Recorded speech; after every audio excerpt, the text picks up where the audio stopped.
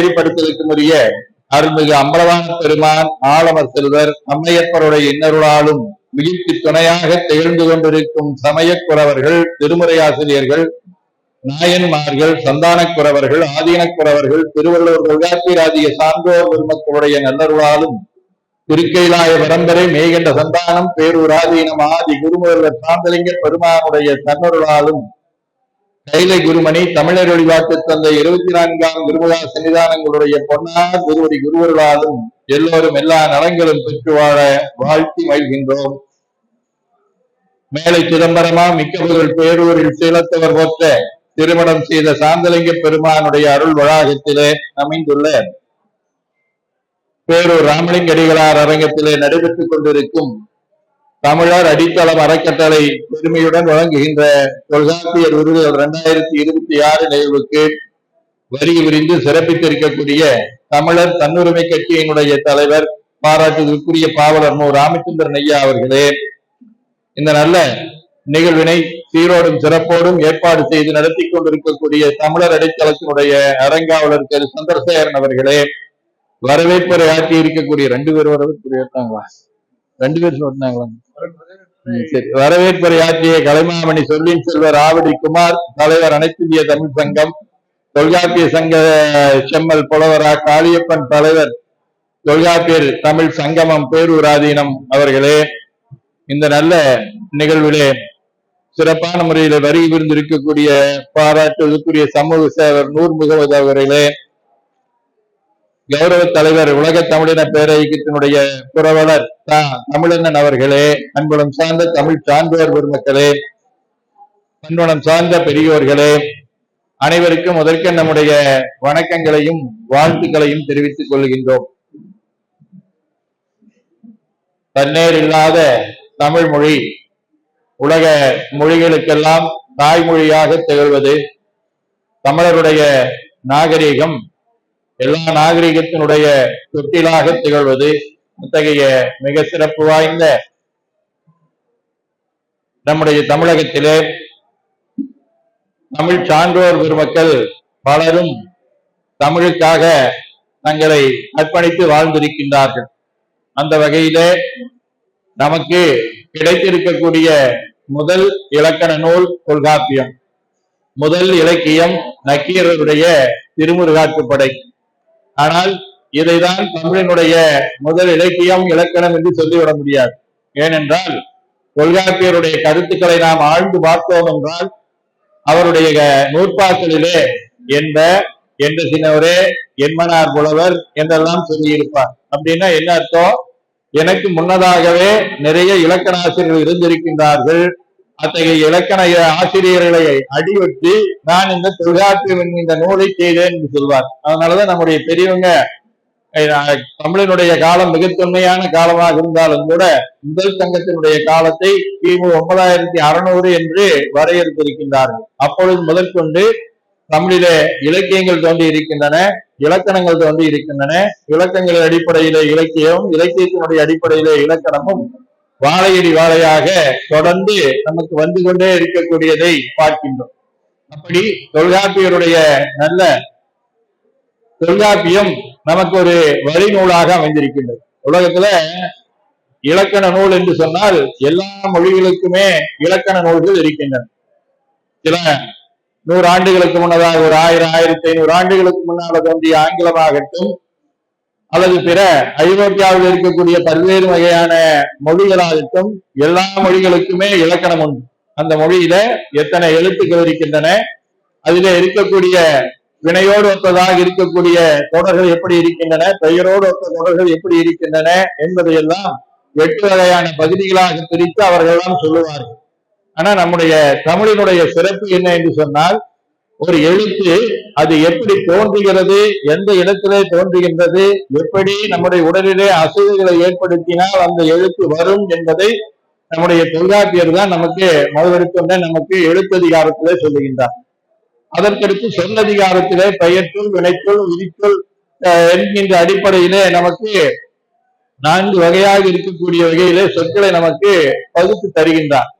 இதெல்லாம் எல்லா மொழியிலேயும் இருந்தாலும் கூட பொருளதிகாரம் என்பது அது சிறப்பு வாய்ந்தது. அகம் புறம் என்பதை பற்றி மட்டுமல்லாமல் அதற்கு மேலாக நம்முடைய திணைகள், அந்த திணைகளுக்கு உண்டான தெய்வங்கள், அந்த தெய்வங்களுக்கு உண்டான வழிபாடுகள், அதற்குண்டான பண்கள், அங்கே இருக்கக்கூடிய உணவு முறை, அவருடைய தொழில், இது போன்று இருக்கக்கூடிய சிறுபொழுது பெரும்பொழுதுன்னு எல்லாவற்றையும் நமக்கு தொல்காப்பியர் சொல்லி இருக்கிறார்.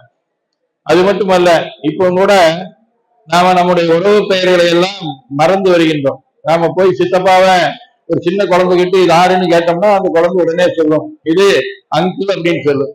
பெரியப்பாவை கேட்டோம்னா என்ன சொல்லுவோம், அதுக்கு அங்கிள் தான் சொல்லும். அதே மாதிரி மாமனை கேட்டா என்ன சொல்லுவோம், அதே தான் சொல்லும். எதை கேட்டாலும் சரி, அப்பாவை கூட பிறந்தவங்களா இருந்தாலும் சரி, அம்மாவோட பிறந்தவங்களா இருந்தாலும் சரி, யாரை பார்த்தாலும் நமக்கு அதுக்கு ஒரே ஒரு தெரிஞ்சது அங்கிள் தான். அதே மாதிரி பெண்களாக இருந்தால் ஆண்டி தான். ஆனா நம்முடைய பெரியவர்கள் அந்த காலத்துல நமக்கு உறவு பெயர்களை மட்டுமல்ல, விலங்குகளுக்கும் கூட ஒவ்வொரு வகையான உறவு பெயர்களை நமக்கு உருவாக்கி தந்திருக்கின்றார்கள். அந்த வகையில தான் ஒவ்வொன்றுக்கும் அந்த மரபியல்ல எந்த விலங்கினுடைய குட்டியை எப்படி சொல்றது அப்படின்னு சொல்றதுக்கெல்லாம் வரையறை கொடுத்தது அந்த தொல்காப்பியம். அத்தகைய சிறப்பு வாய்ந்த அந்த தொல்காப்பியருடைய பெயராலே அந்த தொல்காப்பியத்தை படித்து அதை தொடர்ந்து வந்து இந்த கொங்கு மண்டலத்திலே ஒரு பெருமை சேர்க்கக்கூடிய வகையில சீனாபுரத்தில் தோன்றிய பவனந்தி முனிகள் அருள் செய்த நன்னூல், அதை தொடர்ந்து வந்த பல்வேறு வகையான இலக்கியங்கள், சில ஆண்டுகளுக்கு முன்னால வண்ணச்சரம் தண்டபாணி அடிகள் எழுதியதாக இருக்கக்கூடிய 60 இலக்கணம் வரைக்கும் இருக்கக்கூடிய இந்த இலக்கண நூல்களிலே வல்லமை பெற்று தமிழுக்காக அல்லும் பகலும் அயராது உழைத்துக் கொண்டிருக்கக்கூடிய பெருமக்களுக்கெல்லாம் நல்லதொரு விருதுகளை இங்கே நம்முடைய தமிழர் அடித்தள மரக்கட்டளை வழங்குவது மிகவும் மகிழ்வுக்குரியது. அத்தகைய நல்ல நிகழ்வுக்கு நம்முடைய பாவலர் ராமச்சந்திரன் ஐயா அவர்கள் வந்திருக்கின்றார்கள். நீண்ட நெடுங்காலமாக தமிழுக்காக தன்னை அர்ப்பணித்து ஒரு தமிழ் போராளியாக அது எழுத்து வடிவமாகவும் சரி, களத்திலேயும் சரி தொடர்ந்து கொண்டாடி கொண்டிருக்கக்கூடியவர்கள் நம்முடைய பாவலர் ராமச்சந்திரன் ஐயா அவர்கள். அவர்கள் இங்கே வந்து நமக்கு அந்த மாதிரி இருக்கக்கூடிய கூட்டங்களை கலந்து கொள்வது என்பது ஒன்று. சென்னையிலேயும் சிறப்பான முறையிலே செய்கின்றார்கள். இணைய வழியாகவும் நிறைய கட்டுரைகளை எல்லாம் எழுதி அதன் மூலமாக ஒரு தமிழ் விழிப்புணர்வை ஏற்படுத்தி இருக்கின்றார்கள். அது மட்டுமல்ல, மறுமொழியடிகள் போன்றவர்கள் தமிழிலே வாழ்வியல் நிகழ்வுகளை வரவே அமைக்க வேண்டும் என்று சொல்லி இருந்தார்கள்.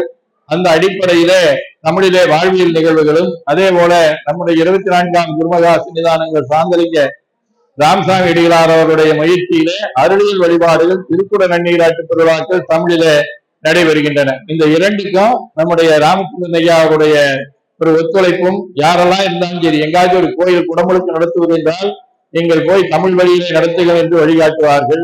திருமணங்கள் நடைபெறுகிறது என்று சொன்னாலும் அதே போல வழிகாட்டக்கூடியவர்களாக இருப்பார்கள். அத்தகைய சிறப்பு வாய்ந்த ஐயா அவர்கள் இங்கே வருகின்றிருப்பது மிகவும் பாராட்டுதற்குரியது. அதே மாதிரி நம்முடைய ஆவடி குமார் ஐயா அவர்கள் சிறப்பான முறையில கவியரங்கங்களை எல்லாம் நல்ல முறையில நடத்தி கொண்டிருப்பவர்கள். நித்யானந்த பாரதி கூட சொன்னார், ஒரு முறை ஊட்டியில வச்சு ஒரு நாள் நல்ல நிகழ்வுகளை எல்லாம் அவர் மூலமாக நடத்த வேண்டும் என்று சொன்னார். அத்தகையவர்கள் இங்கே வருகை புரிந்திருக்கின்றார்கள். அவர்களுக்கு நம்முடைய வாழ்த்துக்களை தெரிவித்துக் கொள்கின்றோம். அதே போல நம்முடைய பேரூர் ஆதீனம் 24ஆம் குருமகா சன்னிதானங்களுடைய அருளாசியோடு தொடங்கப்பட்டது தொல்காப்பியர் தமிழ் சங்கமம். அதை ஒவ்வொரு திங்களிலேயும் முதல் ஞாயிற்றுக்கிழமை என்று அது தொடர்ந்து நடத்தி கொண்டிருக்கக்கூடியவர்கள் நம்முடைய பாராட்டுதற்குரிய தொல்காப்பிய தங்கள் புலவர் காளியப்பன் அவர்கள். அவர்களுக்கு நம்முடைய பாராட்டுக்கள். யாம் பெற்ற இன்பம் பெருகை வையகம் என்பது ஆண்போருடைய வாக்கு. அந்த அடிப்படையிலே நம்முடைய தமிழ் உணர்வுக்கு ஒத்து செல்லக்கூடியவர்கள், அது நம்மை போலவே கொண்டாடி கொண்டிருக்கக்கூடியவர்களையும் பாராட்ட வேண்டும் என்கின்ற நோக்கத்தோடு நம்முடைய தமிழ் அடித்தளத்தினுடைய அரங்காவலராக இருக்கக்கூடிய கரு சந்திரசேகரன் ஐயா அவர்கள் இந்த ஒரு அருமையான விருது விழாவை ஏற்பாடு செய்திருக்கின்றார்கள். பல்வேறு சமயத்திலே பல்வேறு நாட்களை மாற்றினாலும் கூட எப்படியாவது இந்த விழாவை நடத்திவிட வேண்டும் என்கின்ற அடிப்படையிலே இந்த விழாவை மிகச் சிறப்பான முறையில நடத்தி கொண்டிருக்கின்றார்கள். அவர்களுக்கும் அதே போல கௌரவ தலைவர் உலகத் தமிழின பேரியக்கத்தினுடைய புரவலர் தமிழண்ணன் ஐயா அவர்களுக்கும் நம்முடைய வாழ்த்துக்களை தெரிவித்துக் கொண்டு நம்முடைய தமிழ் மொழியினுடைய சிறப்பினை கொண்டு சேர்க்க வேண்டியது நம்முடைய கடப்பாடு என்பதையும் தமிழ் சார்ந்த ஒருவர் மக்கள் உணர்ந்து கொள்ள வேண்டும். அண்டையில இருக்கக்கூடிய மாநிலங்களில் இருக்கக்கூடியவர்கள் நம்மை போன்று மிகப்பெரிய அளவிலே போராளிகளாக குரல் கொடுப்பவர்களாக இல்லாவிட்டாலும் கூட அவரவருடைய தாய்மொழியை அந்த மண்ணிலே பதிய செய்வதிலே அயராது கொண்டாடி கொண்டிருக்கின்றார்கள். ஆனால் நம்முடைய மண்ணிலே ஒரு காலத்துல ஆங்கிலேயர்கள் இருந்த காலத்திலேயும் கூட 8ஆம் வகுப்பு வரை கட்டாயமாக தமிழ் வழி கல்வி இருந்தது. அது கொஞ்ச நாள் போன பின்னால, விடுதலை பெற்ற பின்னால, நம்முடைய அரசுகள் வந்ததுனால 5வது வரைக்கும் என்று சொல்லக்கூடிய வகையில வந்தது. ஒரு 10-20 ஆண்டுகளுக்கு முன்னதாக அதுவும் போய் கட்டாயமா யாரும் தமிழ் படிக்க வேண்டியதில்லை, யாரும் தமிழ் வழியில கற்க வேண்டியதில்லை என்கின்ற அடிப்படையில மக்கள் வரிப்பணத்திலே ஊதியம் பெறக்கூடிய ஆசிரியர்களை வழிகாட்டி நீங்கள் தமிழிலே கற்றுக்கொள்ள கொடுக்க கூடாது, ஆங்கில வழியிலே தான் கற்றுக் கொடுக்க வேண்டும் என்கின்ற ஒரு அவல நிலை நம்முடைய தமிழகத்தில் மட்டும்தான் இருக்கின்றது. அந்த மாதிரி இருக்கக்கூடிய அந்த அவலத்தை நாம் மாற்ற வேண்டும். ஒரு காலத்துல நாங்க இங்க அப்துல் கலாம் இதே இறங்கத்தில் தான், இதே இடத்துலதான் வச்சு மேனாள் குடியரசுத் தலைவர் அப்துல் கலாம் ஐயா அவர்களை அழைத்து வழிபாட்டு மொழி பயிற்று மொழி மாநாட்டை நடத்தினோம் கல்லூரியுடைய 60வது ஆண்டு விழாவின் போது. அந்த மாதிரி சமயத்துல அங்க நடத்தின போது அங்க அப்ப அரசாங்கம் அறிவிச்சது என்ன சொல்லுச்சுன்னா, தமிழகத்துல தொடக்கப்பள்ளிகள் 1000 தொடக்கப்பள்ளிகளிலே நாங்கள் ஆங்கில வழி கல்வியை கொண்டு வர செல்கின்றோம், தமிழ் வழி அங்கே கற்பிக்க மாட்டோம் என்று அறிவிப்பு செய்தார்கள். அதை தொடர்ந்து நாங்க மாநாடு நடத்தும் போது அது 7000-ஆ மாறிச்சு. இப்ப அப்படி இல்லை. எல்லாரும் தமிழகத்தில் இருக்கக்கூடிய பெரும்பாலான பள்ளிகளிலே தமிழ் வழி கல்வி என்பது சுத்தமா இல்லாமல் இருக்கின்றது. தொடக்கப்பள்ளியில சுத்தமாகவே இல்லாமல் இருக்கக்கூடிய ஒரு சூழல். அதே மாதிரி அதே நேரத்துல அந்த குழந்தைகளுக்கு நம்முடைய அரசு பணத்துல, நம்முடைய வரி பணத்துல அவர்களுக்கு அங்கே அதற்குண்டான ஊதியங்களை கொடுத்து ஆங்கில வழியிலே கற்றுத் தந்து கொண்டிருக்கின்றோம். அந்த காலத்துல பாரதியார் காலத்துல சொன்னாரு, மெல்ல தமிழினச்சாகும் என்று சொன்னான் ஒரு பேதையும் சொல்லி. இப்ப நாம ஒரு எழுத்து மாற்ற வேண்டியிருக்கு. சொன்னவன் மேதையோ என்று நினைக்கக்கூடிய அளவுக்கு எல்லா வகையிலையும் கல்வித்துறையிலே தமிழை நாம் ஒரு பக்கம் புறந்தள்ளி கொண்டே வருகின்றோம். இதற்கு இந்த விருது பெறக்கூடிய தமிழ் சார்ந்தவர்கள் ஏதாவது ஒரு வகையில முயற்சிகளை மேற்கொள்ள வேண்டும். அதே போல தமிழ் வழிபாடு இதே மண்ணில தான் பேரூர்ல 1953 முதலாக தமிழ் அர்ச்சனை என்பதை கல்லூரி தொடங்கின போது, பேரூர் தமிழ் கல்லூரி தொடங்கின போது குன்றக்குடியடிகளார் போன்று இருக்கக்கூடிய பெருமக்களை எல்லாம் அழைத்து பேரூர் கோயில முதல்ல தமிழ் அர்ச்சனை செய்து இங்க வந்து குன்றக்குடியடிகளார் திருக்குறள் வகுப்படுத்தி கல்லை தொடங்கி வைத்தார்கள்.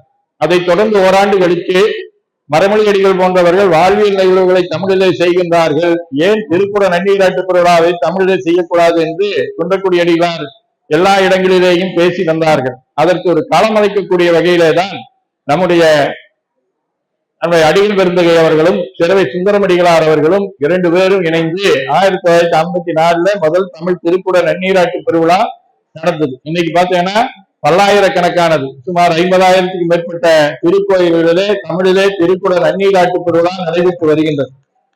ஆனால் என்ன வருத்தம் என்று சொன்னால், இந்த மாதிரி அனைவரும் அச்சராகலாம் என்கின்ற ஒரு கொள்கையை கலைஞர் அவர்கள் கொண்டு வந்தார்கள். அதன் மூலமாக 200க்கும் மேற்பட்டவர்கள் பயிற்சி எடுத்தார்கள். எடுத்தும் கூட இன்னும் அவங்கெல்லாம் ஒரு முறையாக அளவிலே கோயிலிலே சென்று நம்ம வழிபாட்டை தமிழ் வழிபாட்டை செய்ய முடியாமல் இருக்கக்கூடிய ஒரு சூழல் இருக்கின்றது. நிறைய கோயில்கள்ல ஐயாலாம் இங்க போராட்டத்துக்கு நிறைய வந்திருக்கின்றார்கள். நிறைய கோயில்கள்ல நம்ம நித்யானந்த பாரதிகள்லாம் கேட்டீங்கன்னா சொல்லுவாங்க, இங்க மருதமலை ஆகட்டும், பேரூர் ஆகட்டும், எந்தெந்த ஊர்களெல்லாம் குடமுழுக்கு நடிக்கின்றதோ அங்கெல்லாம் போய் போராடுகின்றார்கள். ஆனால் போராடக்கூடிய இடத்துல எல்லளவும் நமக்கு எந்த விதமான பயனும் இல்லாமல் அங்கே தமிழ் மொழி புறந்தள்ளப்படுகின்றது. அங்கே தமிழ்ல வேள்வி செய்யக்கூடாது என்பதிலே உறுதியாக அறநிலையத்துறை இருந்து கொண்டிருக்கின்றது. அந்த மாதிரி இருக்கக்கூடிய ஒரு சூழலை எல்லாம் மாற்ற வேண்டிய கடப்பாடு நம்மை போன்று இருக்கக்கூடிய தமிழ் சான்றோர்களுக்கு இருக்கிறது. அதே மாதிரிதான் நம்முடைய பெயர்கள் வைப்பது, குழந்தைகளுக்காகட்டும், இல்லங்களுக்காகட்டும், வணிக நிறுவனங்களுக்காகட்டும் பெயர் வைப்பதிலேயும் நம்மளை முன்னெடுத்து செல்ல வேண்டும். அதே போல ஊடகங்களிலே பிற மாநிலங்களில் இருக்கக்கூடிய ஊடகங்களை விட நம்முடைய ஊடகங்களிலே மிக அதிகமாக கலப்பு சொற்கள் இருக்கின்றன. ஆங்கிலம், இந்தி போன்று இருக்கக்கூடிய சொற்கள் கலப்பு அதிகமா இருக்குது. அதை கொஞ்சம் நாம் முறைப்படுத்துவதற்கு நாம் முயற்சிகளை மேற்கொள்ள வேண்டும். நீண்ட காலமாக போராடி கொண்டிருக்கின்றோம். மாவட்ட மன்றங்களிலே தமிழிலே நாம் வாதாடலாம், ஆனால் உயர்நீதிமன்றத்திலே தமிழிலே வாதாட முடியாமல் இருக்கின்றது. வடநாட்டில் இருக்கக்கூடியவர்களெல்லாம் இந்தியிலே நீதிமன்றத்திலே வாதாடி கொள்ளலாம், ஆனால் தமிழ்நாட்டில் இருக்கக்கூடியவர்கள் ஆங்கிலத்திலே தான் வாதாட வேண்டும் என்று சொல்லக்கூடிய ஒரு நிலை. இந்த நிலையை மாற்றக்கூடிய வகையில உயர்நீதிமன்ற மொழியாக தமிழை கொண்டு வர வேண்டும். அதே போல நம்முடைய குழந்தைகளுக்கு இசை கற்றுத் தருவது இருக்கின்றது. அந்த இசையை அயல்மொழி இசையைத்தான் கற்றுத் தருகிறோம். தமிழை பொறுத்த வரைக்கும் நம்ம தொல்காப்பியருடைய விருதுகளை பெறுகின்றோம். அந்த தொல்காப்பியரே நமக்கு ஒவ்வொன்றுக்கும் தனித்தனியான பண்ணை கொடுத்திருக்கிறார். குறிஞ்சிப்பண் என்று சொல்லி, மருத யாழ் என்று சொல்லி, அந்த யாழ் பண் போன்றவற்றை எல்லாம் அவரே வகுத்து கொடுத்திருக்கிறாரே. அவ்வளவு பழமையானது தமிழிசை. ஆனால் ஒரு 300 ஆண்டுகளுக்கு முன்னால தோன்றிய இசைதான் மேடை அரங்கிலே, இசை அரங்குகளே இடம் பிடித்துக் கொண்டிருக்கின்றன. இவற்றையெல்லாம் நாம் ஏதாவது ஒரு வகையில சரி செய்ய வேண்டும். அடுத்த தலைமுறைக்கு இதே மறந்து போய்விடும். இப்பொழுது இந்த விருதுகள் பெறக்கூடிய சான்றோர் பெருமக்கள் தான் நாம் முனைந்து செயல்பட்டு ஏதாவது ஒரு வகையில நாம் மீண்டும் நம்முடைய தமிழை மீட்டெடுக்க வேண்டும். எப்படின்னா, ஒரு காலத்துல நம்முடைய தமிழகத்துல பார்த்தோம்னா அங்க தமிழ் மொழி என்பது இல்லை, அயல் மொழிதான் ஆதிக்கம் செலுத்தி கொண்டிருந்தது. அப்ப திருஞான சம்பந்தரும் திருநாவுக்கரசரும் ஆழ்வார்களும் சேர்ந்து மீண்டும் ஒரு மறுமலர்ச்சியை கொண்டு வந்தார்கள். அதுபோல தமிழ் சான்றோர்கள் மீண்டும் தமிழை ஆட்சி மொழியாக கொண்டு வர வேண்டும். தமிழை இன்னும் கூட அந்த நமக்கு இருக்கக்கூடிய தமிழ் வளர்ச்சி துறையில போய் பார்த்தோம்னா அதிலேயே இருக்கக்கூடிய அறிவிப்பு பலைகளிலேயே பிழைகள் இருக்கு. அந்தந்த ஊர்ல இருக்கக்கூடிய தமிழ் சார்ந்தவர் பெருமக்கள் அதில் இருக்கக்கூடிய ஒற்றுப்பலைகளையாவது சரி செய்யணும். கண்ணகரம் போற இடத்துல கண்ணகரம் போடுறாங்க, இந்த மாதிரி ஒவ்வொரு இடத்துலயும் ஒவ்வொரு மாறி மாறி போடுறாங்க. அதையே அந்தந்த பகுதியில நாம் மேற்கொள்ள வேண்டும். இதுதான் அந்த விருது பெற்றதனுடைய உண்மையான கைமாறு. அந்த விருது பெற்றவர்கள் இத்தகைய நல்ல அரும்பினை ஆற்ற வேண்டும். மேலும் மேலும் நிறைய விருதுகளை பெற வேண்டும். அதற்கு எல்லாம் வல்ல இறைவனுடைய திருவருள் உங்களுக்கு என்றும் துணை நிற்க வேண்டும் என்று சொல்லி மீண்டும் ஒருமுறை விருதுகளை பெற்றிருக்கக்கூடிய அன்பர் அனைவருக்கும் நம்முடைய உலகணிந்த வணக்கங்களையும் வாழ்த்துக்களையும் தெரிவித்துக் கொள்கின்றோம். நன்றி.